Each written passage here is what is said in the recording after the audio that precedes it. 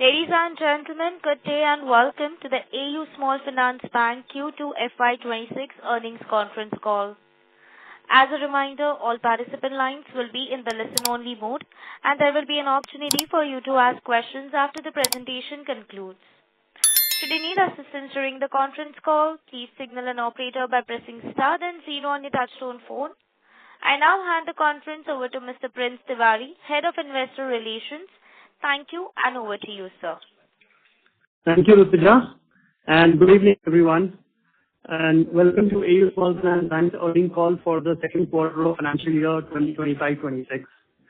Thank you all for joining the call this evening. On today's call from the management side, we have our founder, MD and CEO, Mr. Sanjay Agarwal, Executive Director and Deputy CEO, Mr. Uttam Tibrewal, Interim CFO, Mr. Gaurav Jain, Chief Credit Officer, Mr. Vivek Tripathi, and the IR team. We will start today's call with 20-25 minutes opening remarks by Mr. Gaurav Jain, highlighting the bank's performance, positioning, and outlook. We'll follow the opening remarks with another 40-45 minutes of Q&A from investors and analysts. For the benefit of all participants, and so that we can take everyone's question, we would humbly request everyone to keep the number of questions restricted to 2 per participant and join back in the queue in case you have further questions.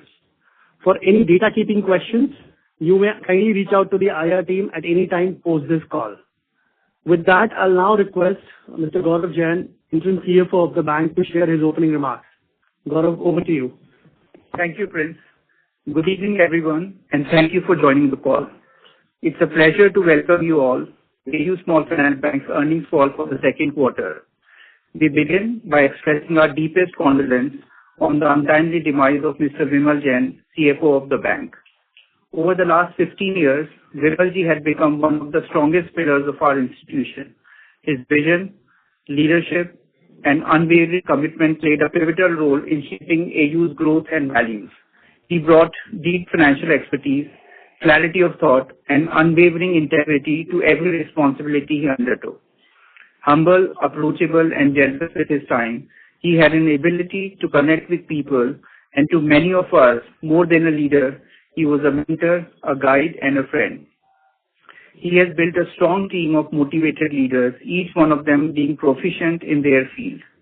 His loss is deeply felt across the organization, and on behalf of the entire AU family, we offer our sincere prayers and condolences to his family and relatives, and hope to honor his legacy by continuing to move forward and complete his AU Forever mission. Q2 marks completion of 34 quarters of our banking journey and 30 years as a financial franchise. We have often said it takes a decade to lay the foundation of a well-run bank, and with 6 quarters to go, we are on track.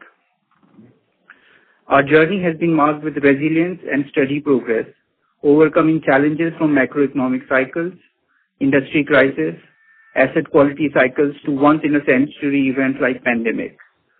Over the last 8.5 years, we have built a pan-India liabilities franchise, scaled core asset businesses, maintained strong asset quality, expanded distribution, launched newer products, and focused on talent and succession planning.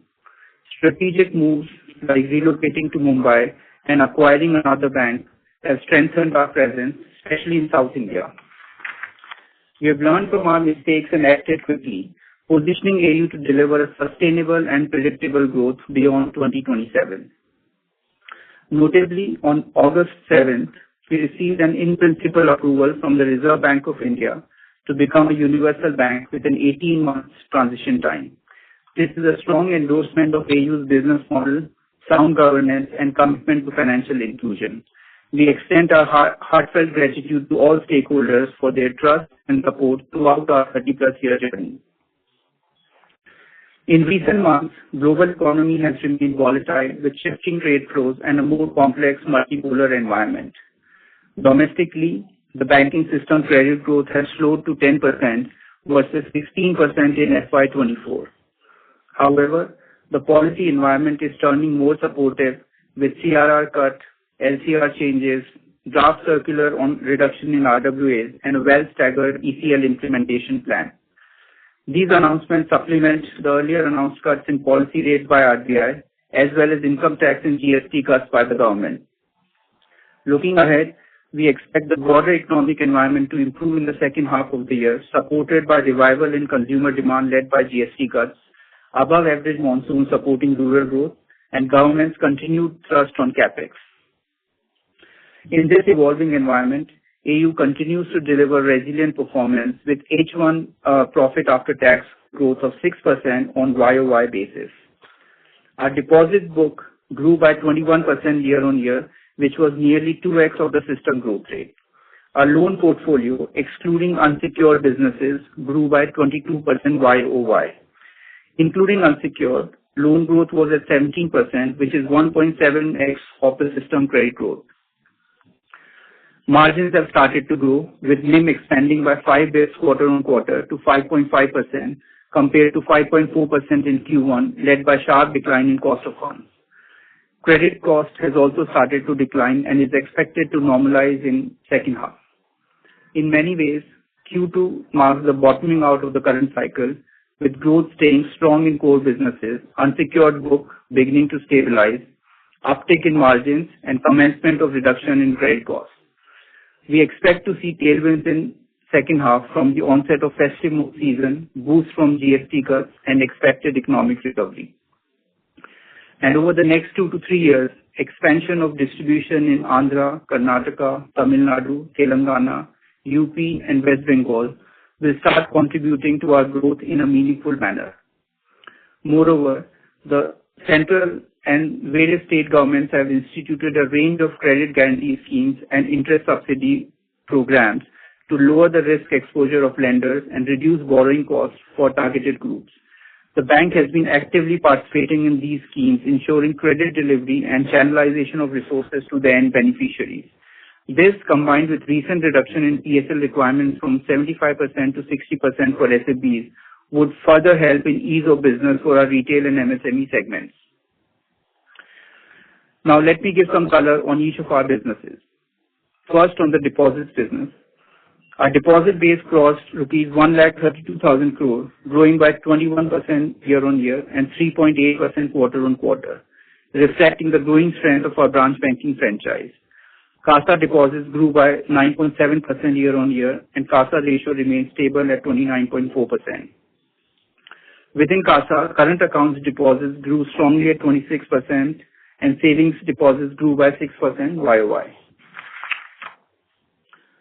As highlighted earlier, cost of funds reduced by 25 bps during the quarter from 6.83% from 7.08% in Q1. We have started to deprioritize high interest rate led deposits, and focus is on increasing granular SA on the strength of our full suite of products, services, distribution, and client relationships, with interest rate not being the only major differentiating factor. With effect from 3rd of October, we have cut peak SA rate by another 25 bps, taking the total SA rate cut in highest bucket to 75 bps in this financial year. The highest SA rate on offer now is 6.5% versus 7.25% in March 25. And for 10 lakhs and lower balances, our peak SA rate is now down to 3.5%. Newer acquisition of SA accounts continues to grow at robust pace, with 35% year-on-year increase in number of accounts opened and 17% increase in value for new SA accounts acquired in first half. Universal banking license will significantly enhance trust and brand acceptance among depositors, enabling the bank to optimize its cost of funds over time. Cross-selling our full suite of products across cards, payments, insurance, wealth, trade and FX remains a key priority for the bank, with a dedicated cross-sell department leading this initiative. In one of the newer initiatives around cross-selling savings accounts to our retail asset customers, we saw promising results with 95,000 SA accounts opened in the last 6 months, contributing around 180 crore in value. Our insurance penetration is increasing, and we have now added LIC and SBI Life as our bancassurance partners this year to take total bancassurance partners to more than 15. Wealth and Forex services are also seeing a gradual pickup. In Wealth Solutions, we are now serving 2.4 lakh customers with around 1,600 crore of AUM. On our AD1 business, we are seeing pickup in transaction banking, BGLCs, and remittances, with forex income growing 50% year-on-year.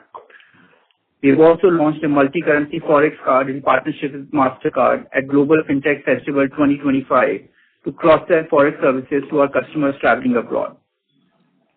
Enhanced acceptance among prime customers like salaried individuals, senior citizens, NRIs, and EXIM clients on the universal banking platform will further help the cross-sell initiative and reduce our customer acquisition costs over time. Now moving on to our assets franchise. Loan growth was led by our core secured segments, which include retail secured assets and commercial banking assets. The loan portfolio, excluding unsecured businesses, grew by 22% year-on-year. Unsecured portfolio degrew by 23%. Total loan portfolio grew by 17% YOY and 4.5% quarter-on-quarter to reach around 1.23 lakh crores. We remain positive on our overall loan growth and continue to target a full year growth in our guided range of 2 to 2.5 times of nominal GDP. Retail secured assets is our flagship business, which includes wheels, mortgages, and gold loan, and has a legacy of more than 2 decades. This book stands at around 83,000 crores and forms 67% of our total loan portfolio. This segment continues to deliver strong performance with growth of 20% YOY and 5% quarter-on-quarter. Our wheels book forms 33% of our total GLP at around 40,000 crores with 14% plus yield. Wheels grew by 26% year-on-year, which is market leading in its segment. Credit cost remains in line with our expectations. We have a large runway for growth and expect to gain market share in this business with 20 to 25% annual growth over the medium term, led by our expansion in newer geographies and doubling of distribution from 550 branches in March 24 to around 1,000 branches by March 26. The second key product is mortgages, which stands at around 40,000 crores and forms 32% of the total GLP. It includes micro business loan or MBL and home loans. Total mortgage portfolio grew by 14% year-on-year and 3% quarter-on-quarter. Credit costs and slippages improved sequentially in Q2. As highlighted previously, competitive intensity in MBL has significantly increased over the last few years, with small localized and niche players competing in every micro market across regions. We have been cautious in our growth in this segment, with growth at mid-teens in last 3 years. Our endeavor is to increase this growth rate to around 20% by taking advantage of the expanded pan-India distribution post-merger. The third product within retail secured assets is gold loan, which has a GLP of around 2,300 crores and forms 2% of the total loan portfolio. There is no risk weight for gold loans and portfolio yields around 16%, with ROA being north of 3%. We have an opportunity to grow this business multifold and are scaling distribution, sales and operations team. In Q2, the book grew by 19% quarter-on-quarter. The second key business asset line is commercial banking, which is 21% of the total loan portfolio and includes 5 businesses: business banking, agri banking, emerging enterprises and financial institutions, real estate and transaction banking. Commercial banking has established a good track record with 30% plus CAGR growth in last 5 years, stable asset quality and ROA of about 2%. A significant portion of this book is self-funded, as this book contributes 8% of overall deposit book and 6% of overall CASA book. Total commercial banking GLP grew 22% year-on-year and 4% quarter-on-quarter. Asset quality remains in line with expectation. We have a strong understanding of MSME space, NBFC lending and construction finance, along with a full product suite backed by tech capability, including the AD1 business, which we started last year.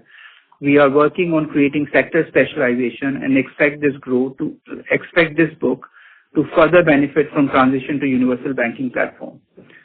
So far, we have discussed the secured asset portfolios. Now let me walk you through the unsecured segments, which degrew by 23% year-on-year and 2% quarter-on-quarter and form 8% of the total loan portfolio. MFI is the biggest product in this segment, with banks having comprehensive micro-banking relationship with customers including micro savings account, insurance, payment solutions, and DBT linkages. It's an important business line for the bank as it contributes substantially to fulfilling a 10% PSL requirement of lending to small and marginal farmers. MFI book is around 6,200 crores, which is around 5% of our total GLP. Book has started to stabilize, with quarter-on-quarter degrowth moderating to 1%. We expect the portfolio to start growing gradually from this quarter onwards. On asset quality front, X-bucket collection efficiency improved to 98.95% this quarter, the highest in last 5 quarters, with September collection efficiency being 99.05%. The SMA book reduced from 4.3% in Q1 to 2.9% in Q2. Most of the incremental disbursements are getting covered under the CGFMU guarantee program, and the coverage at portfolio level has reached to 69% by the end of Q2. The other unsecured book is from our credit card and personal loan business. Total GLP is around 2,900 crores, which is 2.4% of the total loan portfolio. Of this, credit card book is around 2,200 crores, which saw a degrowth of 31% year-on-year and 3% quarter-on-quarter. Credit cost has started to normalize, with Q2 marking the first quarter of decline in provision and slippages in credit book in the last 1 year. We expect the book to start reflecting normalized credit costs by the end of this financial year. Incremental sourcing in credit cards is currently at a controlled pace, and it will take 1 or 2 more quarters for the impact of this new sourcing strategy to reflect in the overall book. Post evaluating the new book, we will accelerate growth in this segment. In terms of profitability, we delivered profit after tax of rupees 561 crores for the quarter and rupees 1,142 crores for the half year, with ROA and ROE respectively at 1.4% and 12.4% for Q2 and 1.4% and 12.9% for H1 respectively. Net interest income increased by 5% sequentially on the back of growth in loan portfolio and NIM improvement. NIM increased by 5 basis quarter-on-quarter to 5.5% from 5.4% in Q1. This uptake was earlier than expected and is primarily driven by decline in cost of funds of 25 basis through targeted actions on high-cost deposits and repricing of SABO, and reversal of excess liquidity seen in Q1. This 25 basis decline more than offset the drop in advances yield of 19 basis from 14.1% to 13.9%. In the absence of any further rate cut, NIM should continue to expand over the next couple of quarters as deposit book continues to reprice. Core other income saw a healthy growth sequentially as disbursements increased 20% quarter-on-quarter, and we witnessed increased traction in distribution of third-party products. Operating expense saw a 11% YOY and 7% quarter-on-quarter increase due to growth in disbursement and investment in manpower as we expand our distribution to pan-India. Additionally, as part of our ongoing talent management and succession planning, we increased our ESOP program this year, with ESOP awards increasing by 75% on a year-on-year basis.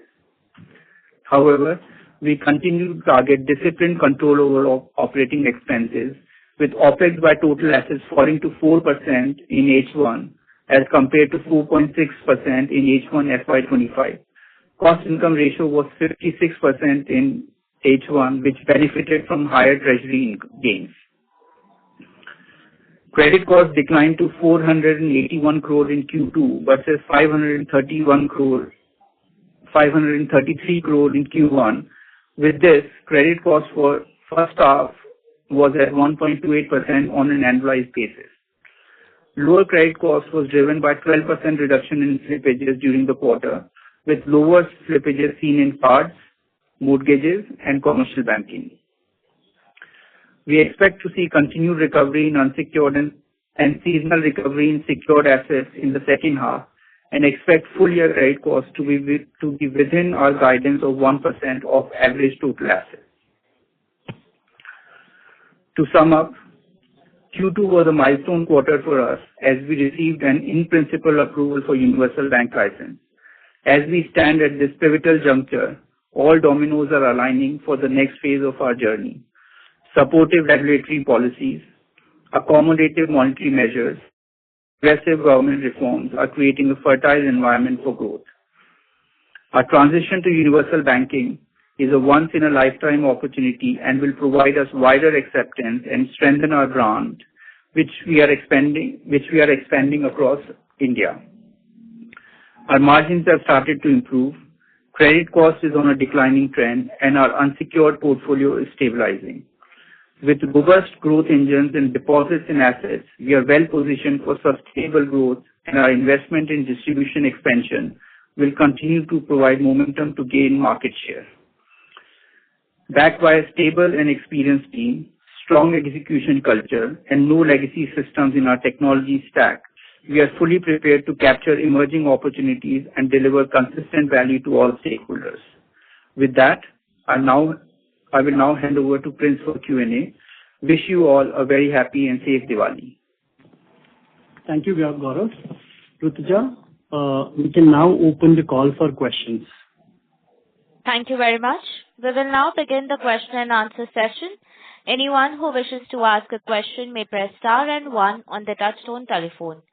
If you wish to remove yourself from the question queue, you may press star and two. Participants are requested to use handsets while asking a question. Ladies and gentlemen, we will wait for a moment while the question queue assembles.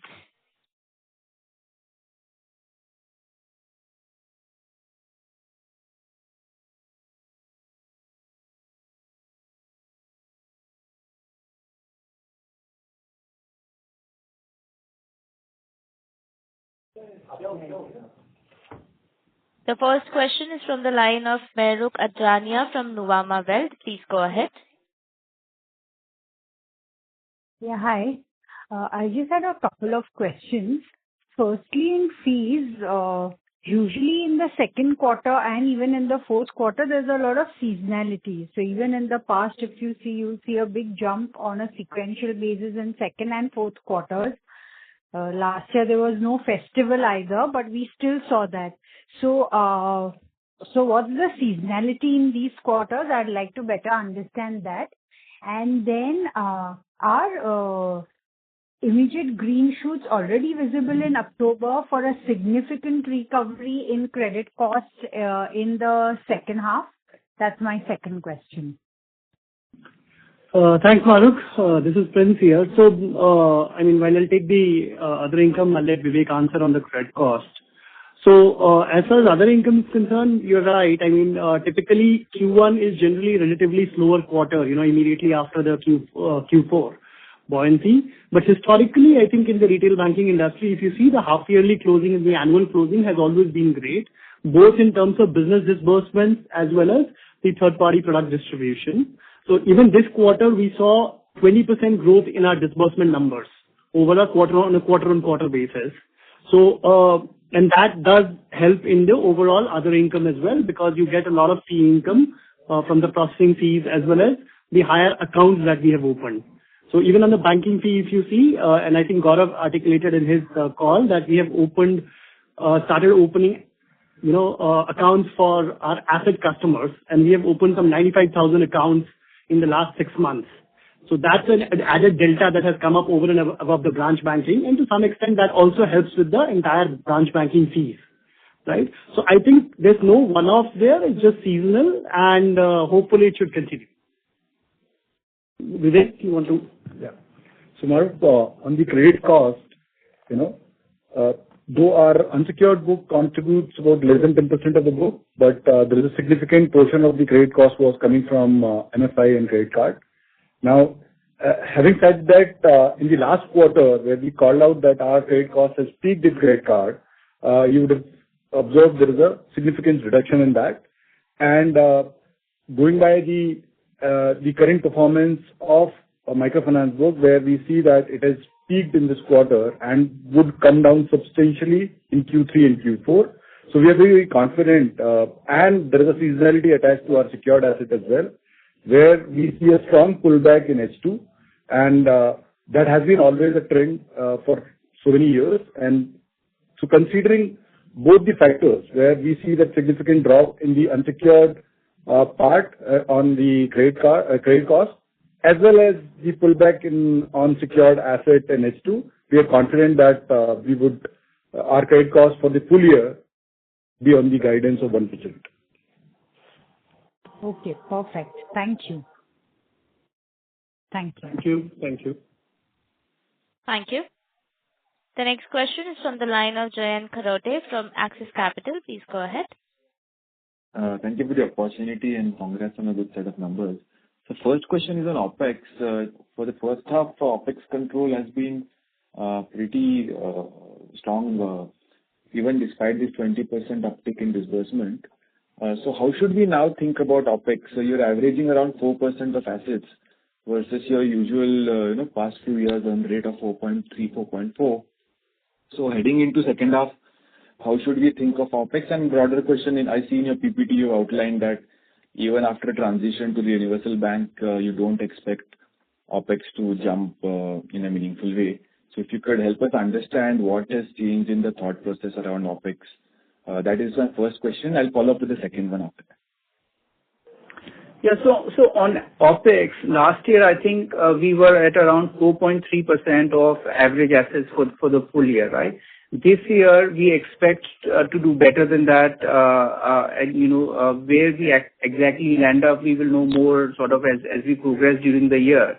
But in Q3 and Q4, you will see some increase, which is accompanied or as a result of increase in disbursement during the stronger quarters of the year, right? But, in terms of where, how to think about the OpEx line over the medium term, there are two aspects. One is we will continue to invest in growing the franchise, and you saw some of those investments in increase in headcount as we increase distribution of our retail secured assets in the newer states. So that's one. Second, point is for our overall overhead, we are continuing to be very, very disciplined on where we spend money and how we sort of control that line. So it'll be a twin-pronged approach of being very disciplined generally, but not shying away from the investments that are sort of crucial for our growth over the medium to long term, right? Overall, our guidance has been that we will be below 60% in terms of cost income ratio, and we will be below sort of say 4.3% in terms of cost to OpEx. Great, sir. So second question is around the loan mix. I see the commercial mix, commercial loan growth has come off. Even ex-MFI, if I see real estate is of course pushing hard, but I see business banking also is not moved meaningfully. So what is the thought process? Is this one-off this quarter, or how should we think now? Would you be using commercial book to calibrate your growth and margin mix going ahead? How should we think about this? See, the growth in commercial banking books, and when you talk about working capital book, business banking book, is largely driven by the underlying economic activity. I think Q1 and to the extent the larger part of Q2 was a little muted. Now we see because of the GST reforms and the consumption picking up, the activities has picked up on the ground, and we see that the strong demand should continue in Q3 and Q4. So typically the disbursement in any business, even in retail asset, is more skewed towards the H2. So we expect that the momentum will build up from here on. And the EFI piece, sir, is it the NBFC loans that you've pulled back on right now? NBFC MFI loans, sorry. Sorry? So NBFC MFI loan is, see, again, that's a function. You do on lending to MFIs, and if there is a muted credit demand, the whole credit in the industry has grown by 10%, right? You have to understand that if there is no lesser demand, the demand pickup for on lending will also be lesser. But we are seeing a traction, in the festive season where typically all the vehicle financer, the MSME lending institution, there is a greater disbursement traction, and we expect that Q3, Q4 should be much better. Plus, there are, apart from, loan book, there are some part of the lending happens in the form of substitute credit, which is more like a NCDs and, which sits in the investment book. So it's always the structure which suits the, customer and that kind of need which decides. So sometimes it does not reflect here on the advances, but it's a part of credit substitute in the investment book. So, hi, I'm Sanjay this side. Oh, sorry. Yeah, the agenda is not to degrow or grow some book, on some basis, right? We are having a very clear agenda that growth has to come back, and the retail asset has done well in last 2 quarters, so we have grown that book. Of course, commercial banking has its own challenge because of yield pressure, so we haven't gone and underwrite the lower yield assets. We are working on our microfinance book, we are working on our credit card book. So the growth agenda is back, but we will take the whole thing in place so that, our yield versus returns also get protected, right? So we are not taking only one dimension kind of, strategy. It's a wholesome strategy where we'll see our yields and the asset quality, the growth numbers, and then we'll decide our course, But we have so many books, honestly, right from retail asset, wheels, MBL, affordable housing, then we have business banking, agri banking, NBFC, REG, microfinance, PL, BL, credit card, right? So it's a combination of entire product mix now we want to focus on, nothing being left out, nothing being focused more. We want to build every aspect basis the practicality and of course the reality of the market. Understood. Thank you, Sanjay sir. Thank you, team, and congrats on the great set of numbers. Yeah. Thank you. Thanks, Jayant. Thank you. The next question is from the line of Param Subramanian from Investec. Please go ahead. Yeah, hi. Thanks for taking my question and congratulations on the quarter. Firstly, the question is on so last time you had called out issues in the South-based LAP segment in terms of asset quality. So how is that portfolio behaving as of now? I can't see that in the presentation. Yeah, Param, this is Vivek. So when I highlighted in the called out on the last quarter, I would say it was we also for one state we said South. It was just one state, which is Andhra. Second, as mentioned in the last call, that we were building out the collection and legal infra, and that is started playing out. So we saw good recoveries in terms of slippage have reduced, and in terms of good recoveries from NPA pool. So that has the process has already started, right? But it's a typically 6 to 9 month cycle when you start doing it, because the repossession of assets or the SARFAESI, instrument takes some time, and once you have a field collection infra which is in place, your slippage automatically reduced, right? Okay, so it is not a problem anymore as such, or it is normalized already. Yes, it was not a problem last time also. Okay. I'm Sanjay this side, of course, Vivek was generous enough, to very transparently telling everybody that because we as a team had took over the southern market, recently in first quarter itself, right? So, one market, one book, were giving us a different color. So we were honest enough to, call out and, tell you all you people, but nothing to worry. The entire force is there, and we've been known as the good collection. We've been known as a good team around our collection or recoveries, right? So that character and that culture has come back, and we hopeful that southern markets, will come back to our own numbers and our own standard, and will also give us next phase of growth. Sure, sir. That's really helpful. So, but if you could call out what was the size of this portfolio, and basically there has been some corrective action from a collection perspective, right? That is now helping us, right? So, what was the size of this Andhra portfolio? 1,000 crores. Okay.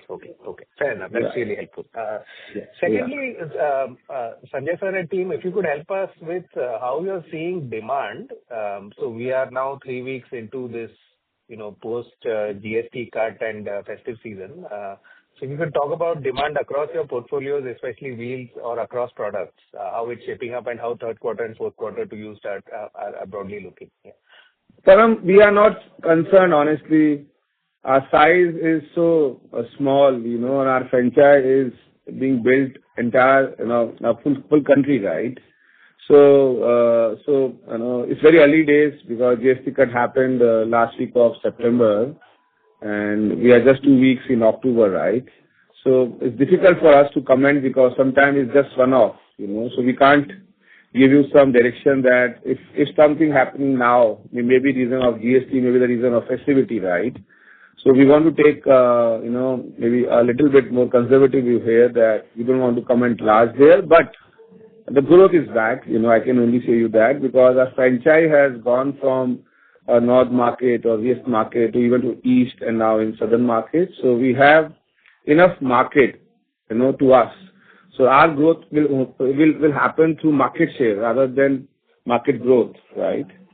So, and that is the way we are focusing ourselves, so our focus is more on that. Let's reduce our cost of money. We have enough diversified asset classes, pick your asset class depending on the state, requirement and then build on, so we are in 21 states, 4 union territory. And, and so I believe that AU you will see in a different avatar from here onwards because our approach has changed from the growth to the capturing the market share, and that's it, right? Yeah. Sure. Really appreciate that, Sanjay sir. I was just, trying to understand. I appreciate you're a market share gaining entity, but, broadly, if demand is, say, better than what you would have expected post the GST cuts or the inline or, some sort of directional comment if you would think. Difficult, honestly, because as this, Param, difficult as of now because last year also, at the time of festivity, there was a growth.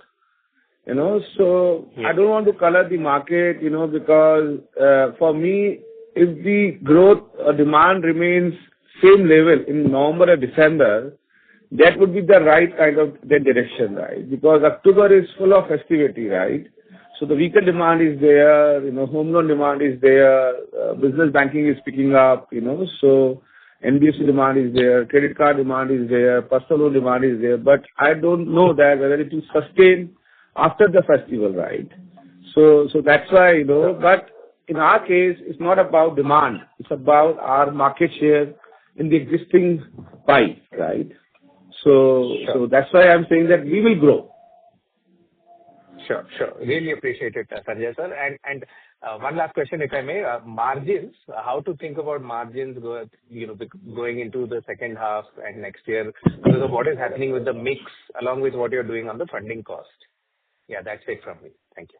Yeah, Param. So again, as we said, as Gaurav said in his commentary earlier, that the margin uptake kind of began a bit earlier than what we would have initially envisaged.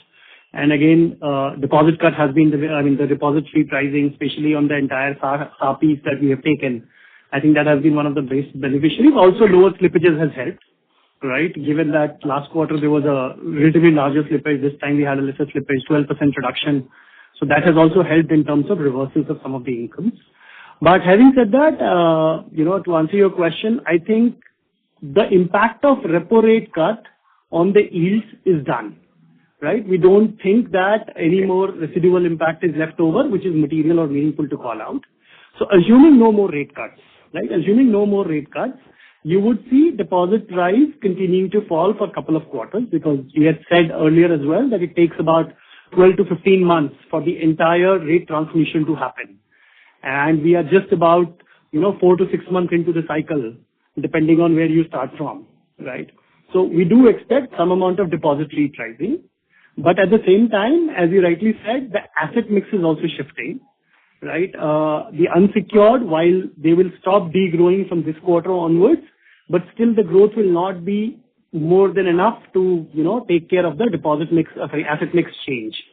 So because on the core assets also, we are growing pretty well, right? As you saw, 22% we grew year on year in our core assets. Right. So I think some bit of adjustment for asset mix and some positive benefit on the cost of fund side should help the NIM to continue improving for next couple of quarters, at least. Fair enough. And come back to more or less Q4 of last year, or somewhere close to that? I mean, we'll see, right? Okay. We don't want to call it out right now, or we don't really know because as Sanjay said, too many variables. But let's just wait it out and watch it. Thank you so much. Thanks, Prince. Thank you, Sanjay sir and team. Thanks, Param. Thank you. Thank you. Thank you. The next question is from the line of Renish from ICICI. Please go ahead. Hi, sir. Congrats on a good set of numbers. Just two things, one on the strategy side. So, once we get the universal banking license, so we have got the principal approval. Renish, sorry, the voice is not very clear. Is it better now? Yeah, go ahead. Yeah. So, the first thing on the AUM mix side, so, obviously once we convert into universal banking and the minimum ticket size cap of 25 lakhs goes away, the inclination will be, more towards a growing commercial banking piece, from a branch banking perspective. And once that happens, given this book is yielding 11%, much lower than the retail asset book. So how do you see the AUM mix changing over the next 2 to 3 years? So I get it, the next 2 quarters NIM expansion will continue.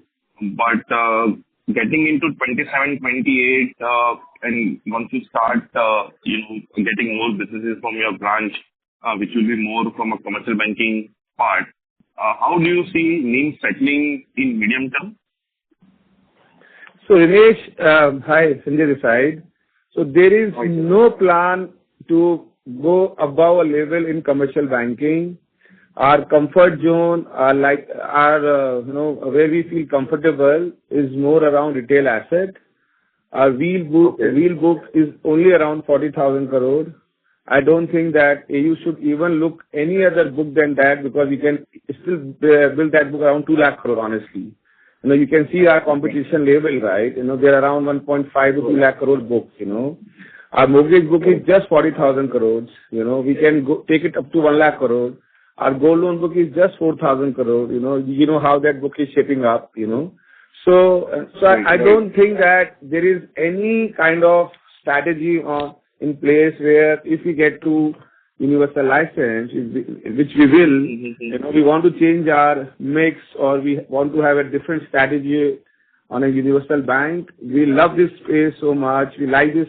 We are working in this space for the last 30 years and we are the market leaders, right? So the idea is to become universal to lower the cost, not to change the asset mix, Our business banking also gives an yield of around 10 plus, We are not at 8-9% as of now also, right?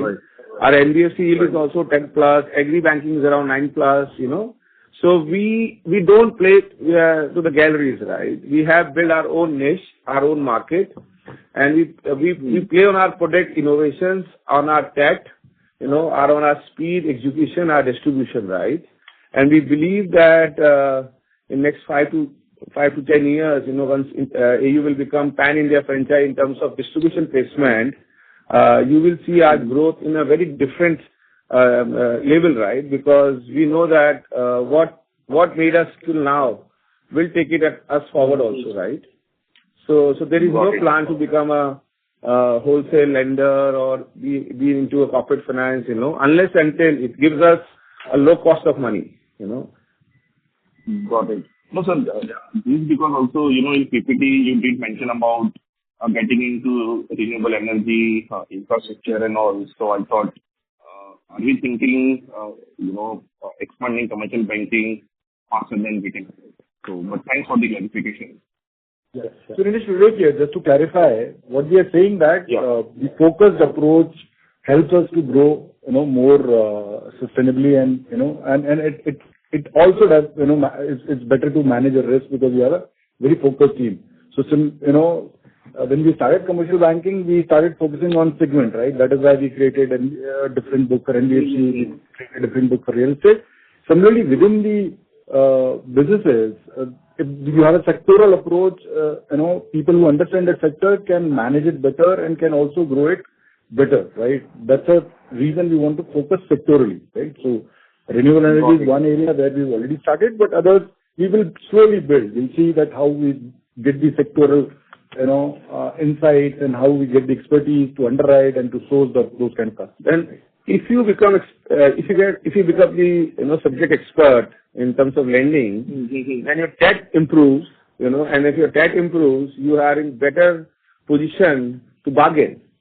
So like we are the leader in NBFC, right? People give us 100 basis more than the other people, right? Because once our name is on the lender list, people value it, right? So I think we are playing on our strength, So sectoral focus will make us more, strengthen in our whole positioning in terms of borrower's eye, right? Yeah. And also Renish, we're not saying that we'll change our ticket size. So that focus will remain on the same, small and medium enterprise. That is what is our core area. Yeah. Got it. And just the last thing on this, ECL framework, which is, sort of likely to be implemented. So any first order impact analysis would you like to share once that gets implemented? On the tariff? No, ECL framework on the universal bank. ECL, Renish, honestly, it's too early to comment, right? It's on draft basis, and there are so many nuances. But we do prepare pro forma. I think historically we have done it, and we have. In our view, it should be neutral to positive, right? But it's too early to give you any kind of directional comment right now. But definitely neutral to positive. Got it. No, this is very helpful. Thank you, Mr. Thank you. The next question is from the line of Kunal Shah from Citigroup. Please go ahead. Yeah, hi. Thanks for taking the question.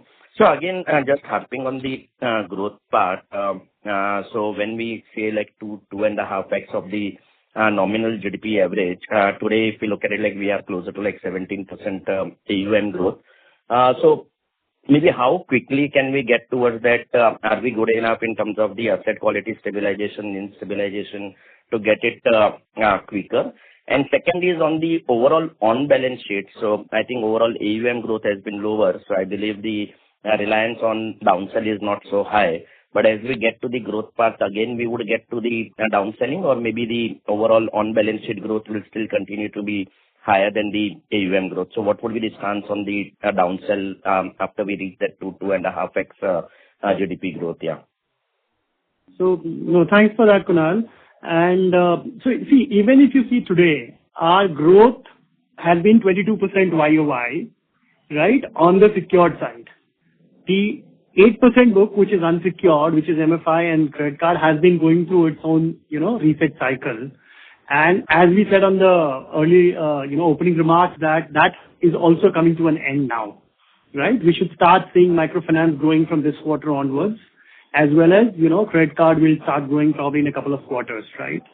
So on secured assets, we are already doing 22% plus, right? We don't really see, honestly, when we track AUM growth or GLP, right? Because from our perspective, whether the asset is sitting outside the balance sheet or in the balance sheet, it's the same thing, right? But having said that, we used to securitize in a period when the growth was really, really strong. I don't think that at 2 to 2.5x, we are really looking to do a off-book built out, right? So you should look at a GLP level, which is a gross loan portfolio. We should continue to grow between 2 to 2.5x, and we are reasonably confident because second half is always stronger as compared to first half, right? Both for secured assets and of course, as I said, unsecured assets will now start contributing positively rather than negatively. Got it. So sequential momentum will definitely accelerate given the unsecured is now almost done. Absolutely.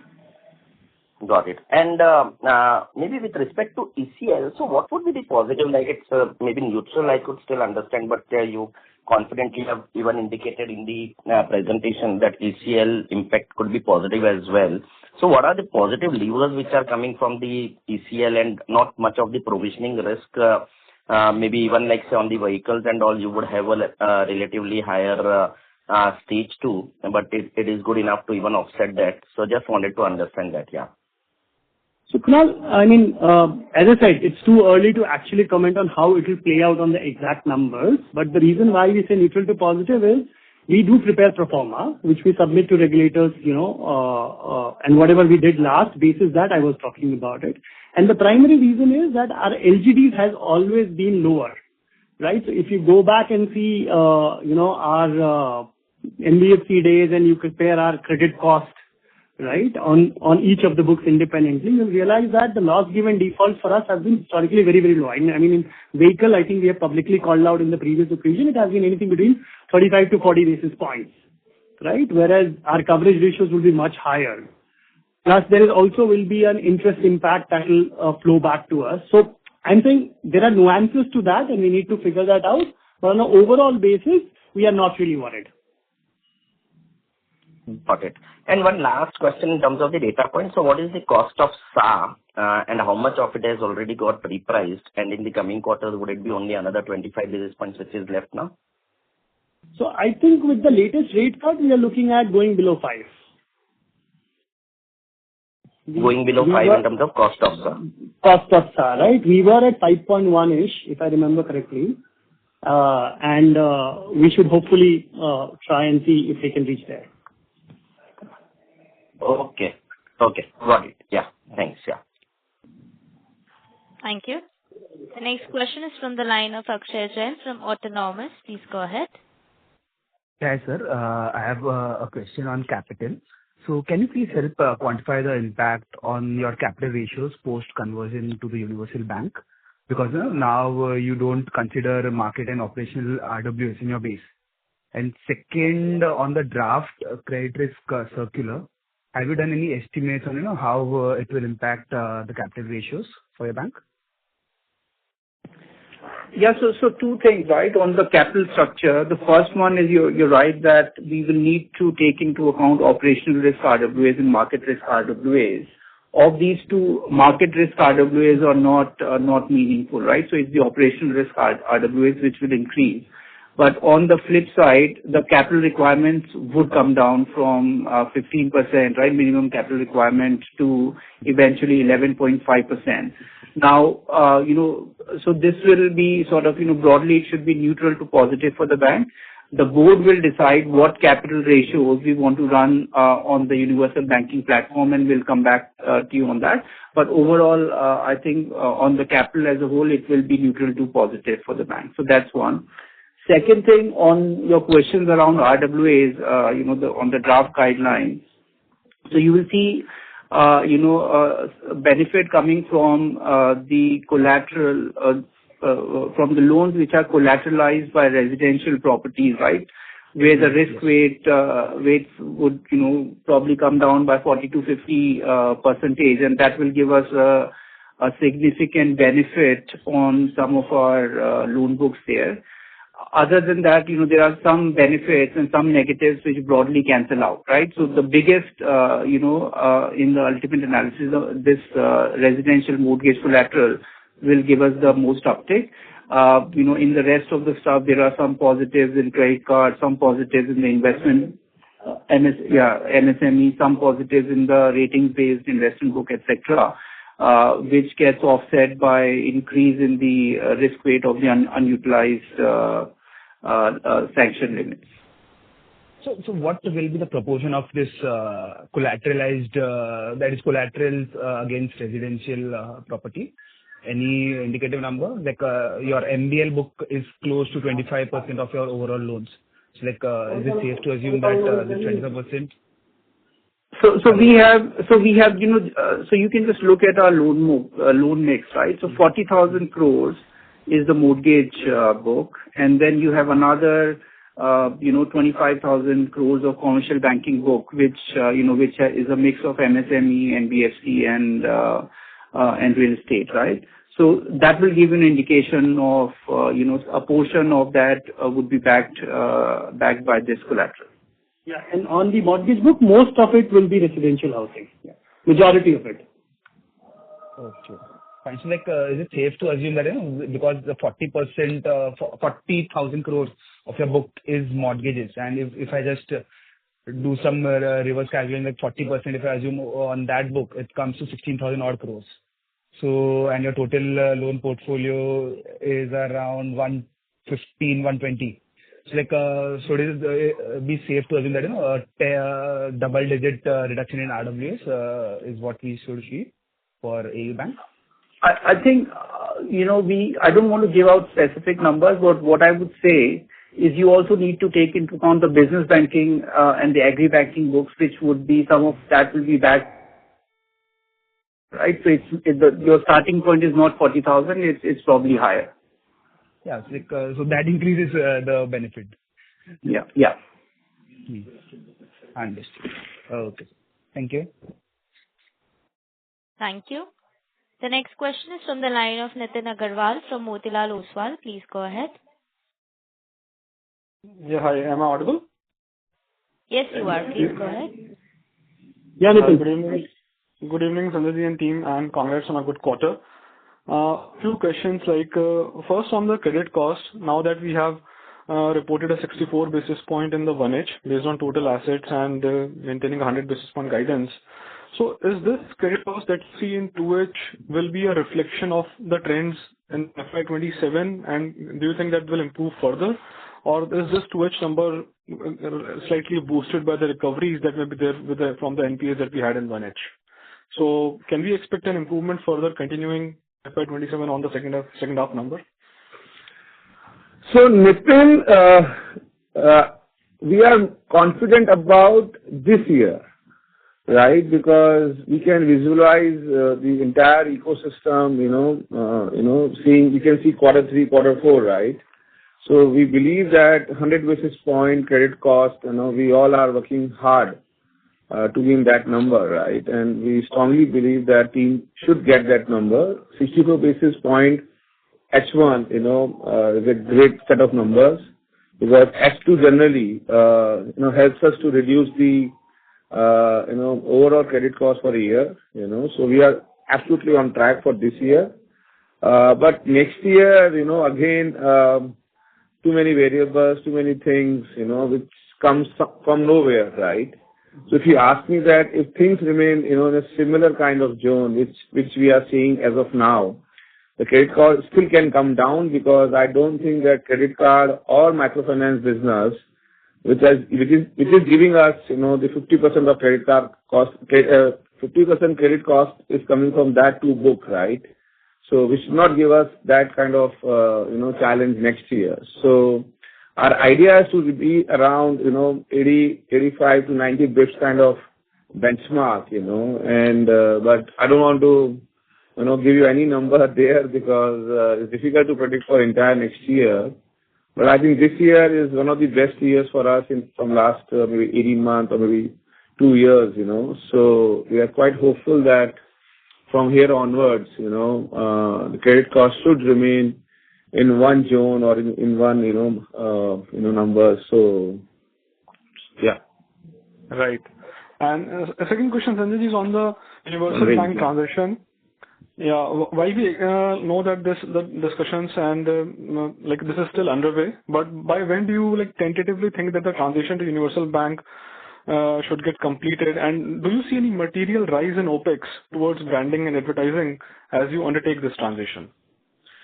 So we actually have already commented that our idea is to start our 11th year as universal bank, So still we have 6 quarters to complete that. RBI has given us 18-month period, and we believe that we should become in that timelines. But I would say the advantage of getting in principle, license is already been now on our balance sheet. People have recognized us a very credible or a very forward-looking kind of institution. So from 7th August, we are getting enough, I would say, acceptance in the market as a whole, which is great for any financial institution, that people are actually treating us like universal bank only nowadays.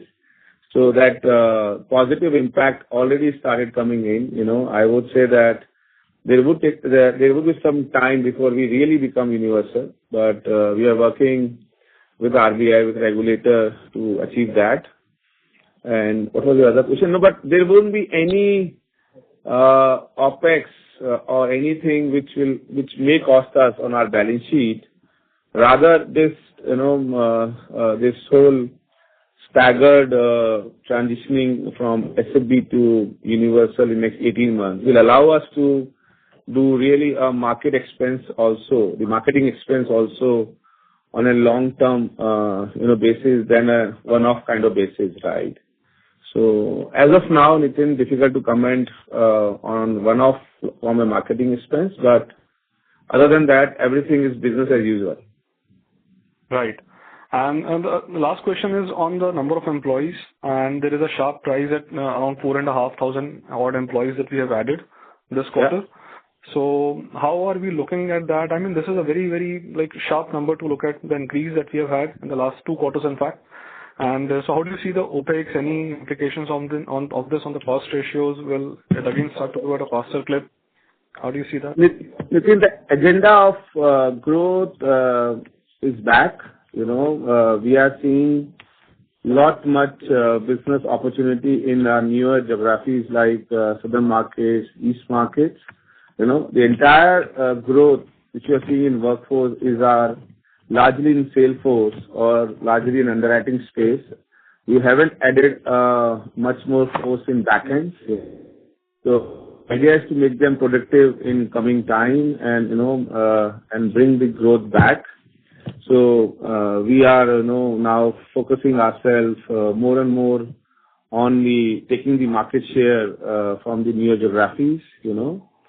So there would be some little bit higher OPEX, but it will eventually help us to bring back growth on our business numbers.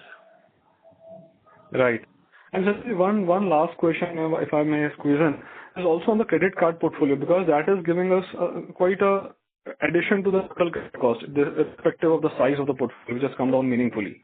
But it is still contributes meaningfully in respect to the total credit cost. So what is the outstanding revolver and the transactor mix now that we have in this residual portfolio? Sorry, Vivek. That's given on slide number 36, Nitin. The revolver to transactor mix. So transactors are 48%, revolvers are 26%, and 27% is EMI or loan, PM.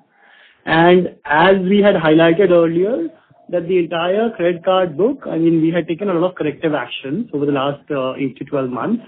And we had identified a certain book where most of the risk bases are, analytical tools, where the risk could emanate from. And that's the book which is now slowly winding down. And that's why you see this quarter, there's a substantial reduction, almost 50%, in terms of the credit cost that's coming from that book. And that's where Vivek was saying that we'll continue to see positive benefits in the coming quarters. Right. Got it.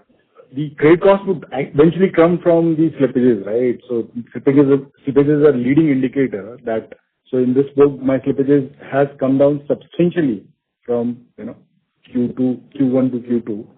And we would continue to see that momentum going forward. Maybe in the standalone basis, Q4 should be more similar to what industry benchmarks are, right? That's what we think. And how much would this revolver would have been at the peak, now that it has come down to 25? So this would be around 35, 36. Okay, sure. Thank you so much for answering all the questions, and wish you all the best. Thanks, Nitin. Thank you. The next question is from the line of Pranuj from 3P Investment Managers. Please go ahead. Hello. Hi, hope I'm audible. So just a couple of questions, both on the deposit front. So you have been pretty active in trimming your SA and TD rates. So from here on, what would be the key hook that you would have to gain share amongst the gain SA share amongst the customers? Previously, I think credit card and PL used to be one of the propositions which you used to cross-sell, but now what would be that hook? Second is, you mentioned on your retail asset base, you are cross-selling SA. So if you could get some color, what is the self-funding ratio on your retail asset base, and what would be the pitch to move customers or to cross-sell the SA accounts to the customers? Yeah. So, Pranuj, no, thanks for that question. See, I think the entire focus on build out of SA has been to build granular SA, right? So, and that has to be on the basis of, the engagement with the customer and the various products that we can try and cross-sell to the customer so that the engagement and the hook kind of increases. And that's why over the last 3 or 4 years, or 5 years rather, we have been investing heavily in building out various hooks which we can try and cross-sell. So yeah, you mentioned credit cards and PL. These are two. And as we said in the earlier comment as well, that we are looking to grow these businesses back. It's not that we are going to wind down these businesses, right? There had been certain underwriting tweaks that we were doing, and having got some confidence, as I said, in a couple of quarters, we'll start growing that back, right? So that obviously remains one of the biggest hooks. But apart from that, we have now got the insurance penetrations. We have now built out insurance partnership with more than 15 insurers, right? Including LICs and SBI Life, right?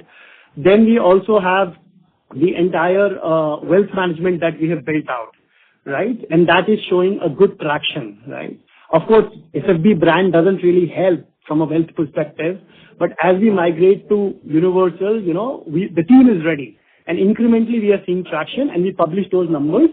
As I said, currently the AUM is about 1,600 crores, right? Then there is the entire 81 license where the FX and remittances piece is coming through. And I think in Gaurav's earlier commentary, he highlighted that the FX income is now growing almost 50%, of course, from a low base, right? But that also tells you that there is a lot of adoption in terms of remittances and in terms of customer forex requirements. We just launched the FX travel card as well. So I think the idea will be to try and reach out to a customer with a full basket of products, not necessarily only talk about interest rates. Of course, interest rates is important, but as we build the brand, probably we start putting interest rate in the rear view mirror and talk more about the bank, the products, the services, right? And maybe at some point in time, probably near future, I can also offer a very, let's say a specialized rate on the saving, on the car loans and housing loans to my liability customers. If somebody is maintaining good balances with me, I'm not going to incur a cost of acquisition, right? And there's bound to be lower credit cost on that business. So I don't really mind, going to a customer with a complete bouquet of products rather than only talking about interest rates, right? So that's going to be the strategy, and the team will need to work on. Distribution is definitely helping, right? Universal is definitely helping. As Sanjay ji said, just by getting the license itself, the number of conversations that we are now having with customers, or the quality of customers, conversations we are having with customers is very different than when we were probably SFB or early stages of our SFB life cycle. Just last point, I think, to your question, most of our asset customers are self-employed. I mean, I don't know, probably more than 90% plus maybe, but at least on the retail side, they are all self-employed. So as of yet, because our cost of funds don't really allow us to reach out to a salaried customers like yourself, right? And that is where I need to bring you in with a liability and product and services, and then try and cross-sell you on the asset with a specialized teaser rate. Hope that answers your question. Right. So, fair to say the self-funding ratio would be quite low amongst the retail asset customers as of now? Sorry, what was the question? Yeah. So that's correct, right? Self-funding in the retail secured assets would be low. But that is with every bank, because the retail asset we are building on is with the more with the customer who lives in semi-urban rural areas, right? That's why we get a yield of around 14 to 15%, right? So you can't expect those customers having enough money to keep in the bank account, right? But our commercial banking, self-funding is around what 40%? More than 40%? Which contributes to 6% of Yeah. And in fact, even on the retail side, we have made a beginning. As you said, I think we have opened 95,000 accounts from... that is close to 10% only, right? So if you have an 80,000 crore book of retail assets, then it's just 8,000, 10,000 kind of deposit, right? So, and we don't expect, honestly, to get a deposit from our retail customers, rather we want to cross-sell them insurance, we want to cross-sell them, maybe the PL or BL, in case they need it, right? So we earn, decent ROA from our asset customer, that's our business model. Got it, sir. Thank you. Thank you, sir. Thank you, Prince. That was very clear. Sure. Thanks. Thank you. The next question is from the line of Piran Engineer from CLSA. Please go ahead. Yeah, hi team. Thanks for taking my question and congrats on the quarter. Just firstly, one clarification. Prince, you mentioned LGD in vehicle is, I didn't hear it correctly, but did you say 35 to 40%? This. I mean 35 to 40 bits. Like we have a PCR of around 70% on wheel book, then 50% is only the real LGD, right? So nearby that. Yeah. So basically, when loss given default is very different than the accounting entry in terms of the provisioning, right? So when we repossess the asset and sell it, what is my the principal loss, right? That is what Prince has mentioned, somewhere around 40 bits, right? 35 to 40 bits. That's the actual number. Overall basis. Of course, some book would be giving you more, some would be giving you less, right? But overall is not more than 50% of our provisioning. Yes. Absolutely. Okay. Understood. Fair enough. Okay, just coming to my questions. Firstly, given that your mix of loans has changed in the last 1.5, 2 years. First you got the MFI book, now you've run it down, and we've seen this whole cycle play out. At what level would your gross slippage ratio sort of stabilize? Because obviously currently also while it's improved, I don't think this is a steady state number, 900 crores a quarter. So what should we assume as a steady state number? Or what would you target?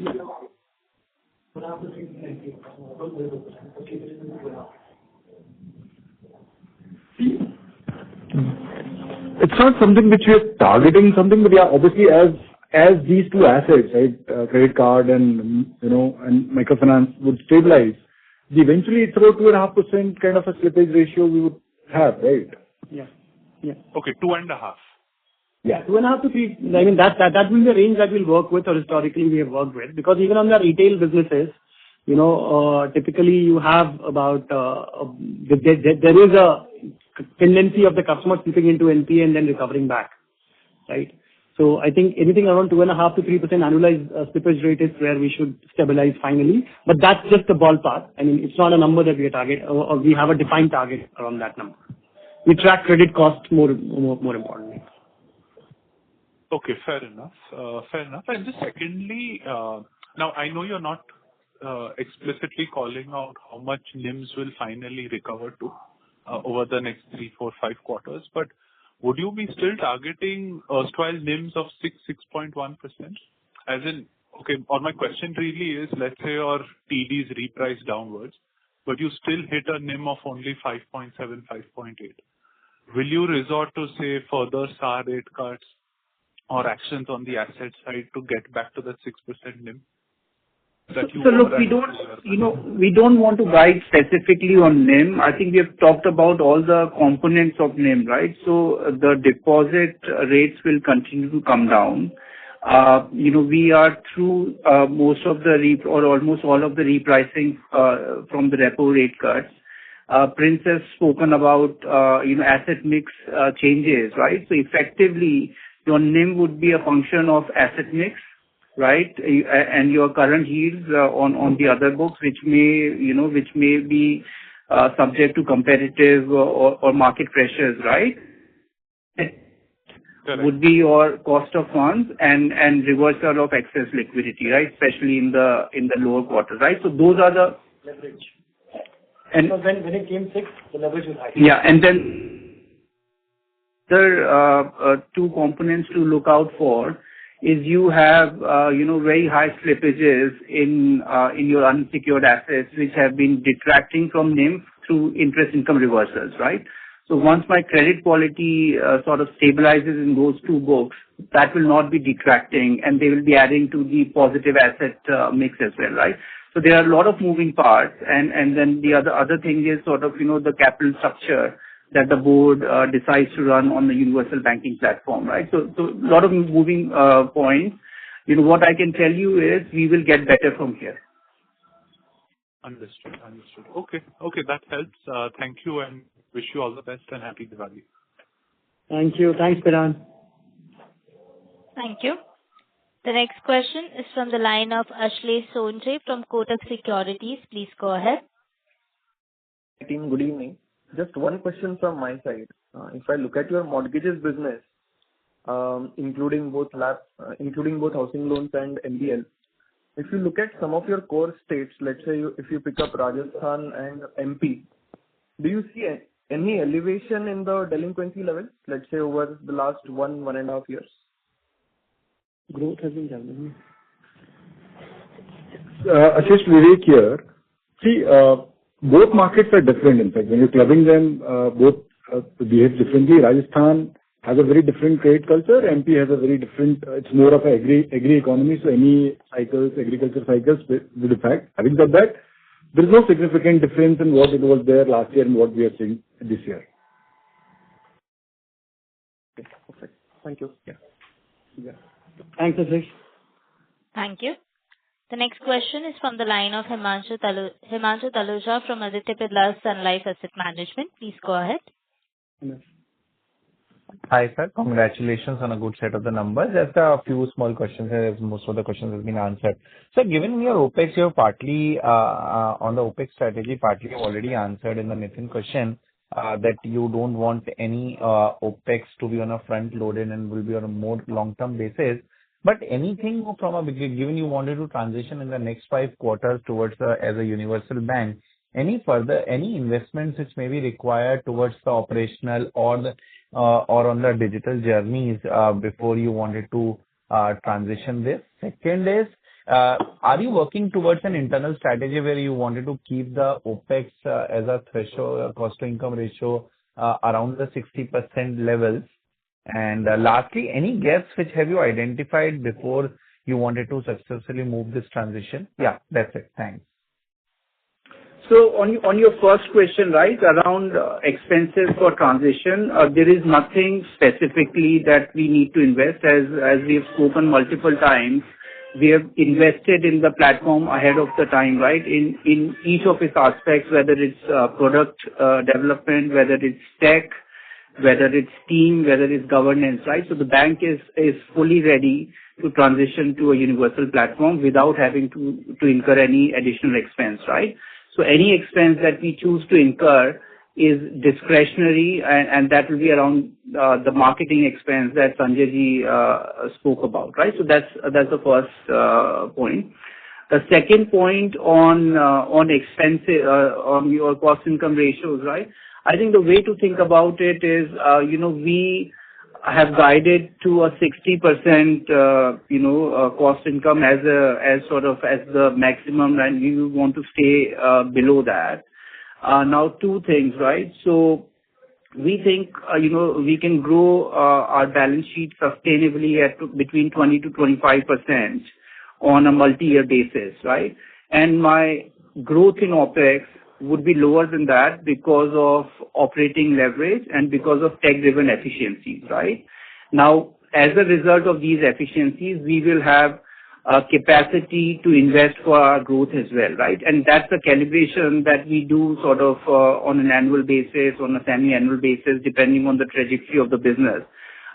So net-net, we would be better, we would try and target sort of a cost income ratio which is better than 60%, and we would be better than 4.3% on an OpEx to asset basis. Sure. Okay. Did you have a third question as well, or was that it? Yeah, that's it. Broadly, I think you have already answered on the third question. Thanks so much, Himanshu. Thank you. Thank you. Ladies and gentlemen, that was the last question for today. I would now like to hand the conference over to Mr. Prince Tiwari for closing comments. Thank you, Rituja, and thank you everyone for joining the call and for your questions and for all your support. In case you have any further questions, kindly reach out to the IR team. Good evening and good night. Happy Diwali to all of you. Thank you. Thank you. Happy Diwali. Thank you very much. On behalf of AU Small Finance Bank, that concludes this conference. Thank you for joining us, and you may now disconnect your lines.